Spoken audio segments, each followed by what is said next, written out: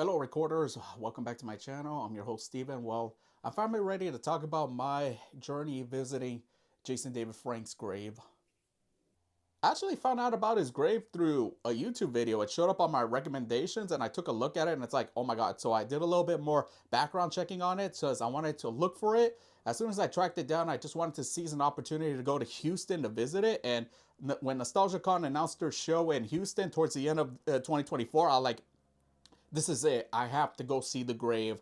And I've like been thinking about so much anticipation about it. Like, sure, I know like what I'm about to show you looks like I'm trying to recreate the final scene from the Spider-Man movie. I mean, can you blame me? In a way, JDF is sort of like my Uncle Ben. Like as I've said over and over, that he played an integral part of launching my channel and like helping me define like who I want to be as a person. Cause 10 years ago, like before I even met him, like I was completely lost, like where I want to be in life. Like, sure, I was going to college and all that stuff, but I felt like it didn't really like necessarily guided me towards what I really want to do in my life. Like, what do I want to be? Like, I thought I was going to be a filmmaker by now, but especially everything recently going on in LA and Hollywood, sometimes I feel like, did I really make the right choice? I arrived in Houston on Thursday, and then the weather was a little bit kind of rough, so I waited until the next day. I headed to the gravesite. I spent an hour walking around looking for it, and then it came. I finally found the grave, and I like, just got on my knees and started talking to it.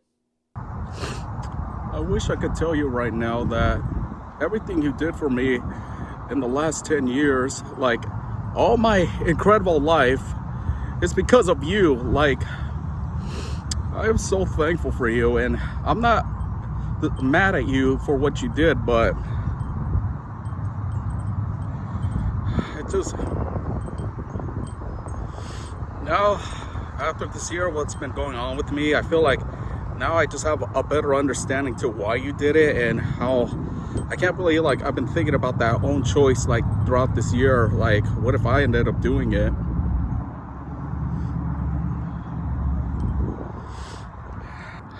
I will thank you for the rest of my life for what you did for me, and I want the entire world to know what you did and what you stood for, and I will continue your legacy for as long as I live.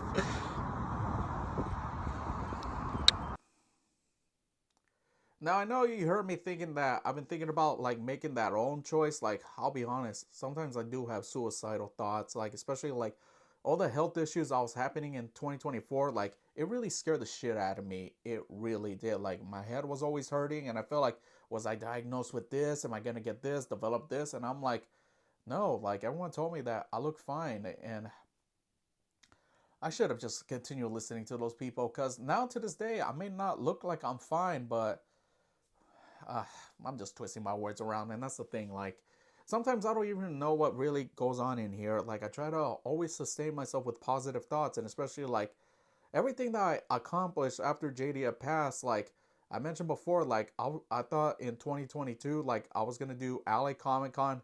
That's it.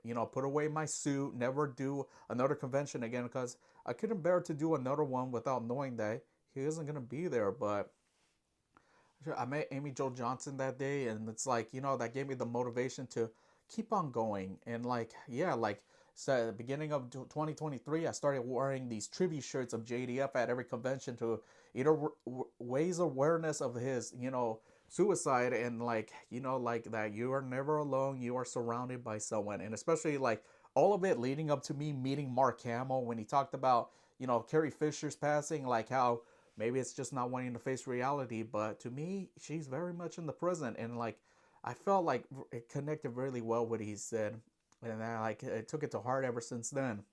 Like this year is actually the 10-year anniversary when I first met JDF, and as when I was talking to his grave, is there anything that I wish I could do is just thank him for like everything that I've accomplished in the last 10 years is because I met him. Like, I never intended to live the life that I have right now. Like, I thought I was going to be a filmmaker by now, either being in Hollywood, and especially everything we've been seeing in Hollywood in the last 10 years. Like, I would not expected the changes, whether through streaming, the strikes, or everything that's been going on.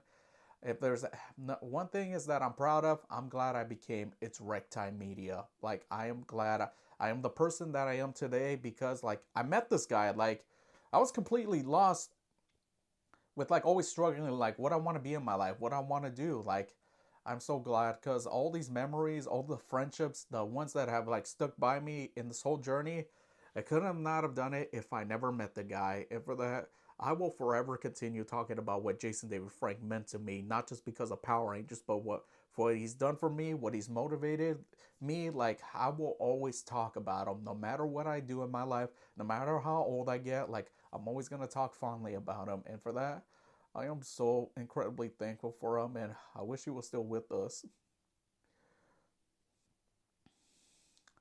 And as I made a promise to him, I will always look out for his daughter Jenna. Like, especially I get to see her at conventions. Like, I'm always gonna check in on her, ask her how she's doing, and let her know that she is surrounded by people that love her. And I am forever grateful for you, my sensei. Thank you so much.